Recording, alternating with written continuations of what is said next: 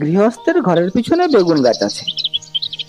সেই বেগুন গাছের পাতা ঠোঁট দিয়ে সেলাই করে টুনটুনি পাখিটি তার বাসা বেঁধেছে। বাসার ভিতরে 3টি ছোট্ট ছোট্ট ছানা হয়েছে, খুব ছোট্ট ছানা। এরা উড়তে পারে না, চোখও মেলতে পারে না, খালি হাঁ করে আর চিঁ চিঁ করে। গৃহস্থের বিড়ালটা ভারী দুষ্টু। সে খালি ভাবে টুনটুনির ছানা খাবো। একদিন সে বেগুন গাছের তলায় এসে বললে, কি করছিস লা টুনটুনি?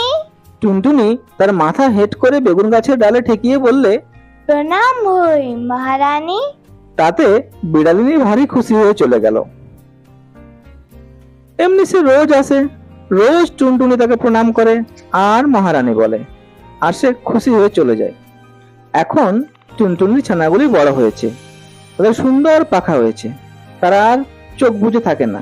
তা দেখে টুনটুনি তাদের বললে, বাছা, তোরা উড়তে পারবি?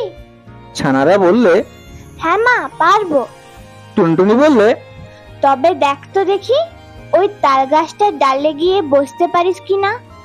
ছানারা তখনই উড়ে গিয়ে তাল গাছের ডালে বসলো। তা দেখে টুনটুনি হেসে বললে, হে হে, এবার দুষ্টু বেড়াল আসুক তো দেখি। খানিক বাদেই বিড়াল এসে বললে, কি করছিস লা টুনটুনি? তখন টুনটুনি পা উঁচিয়ে তাকে লাথি দেখিয়ে বললে, দূর হ, লক্ষ্মীচারী বিড়ালিনী। বলেই সে ফুরুক করে উড়ে পালালো।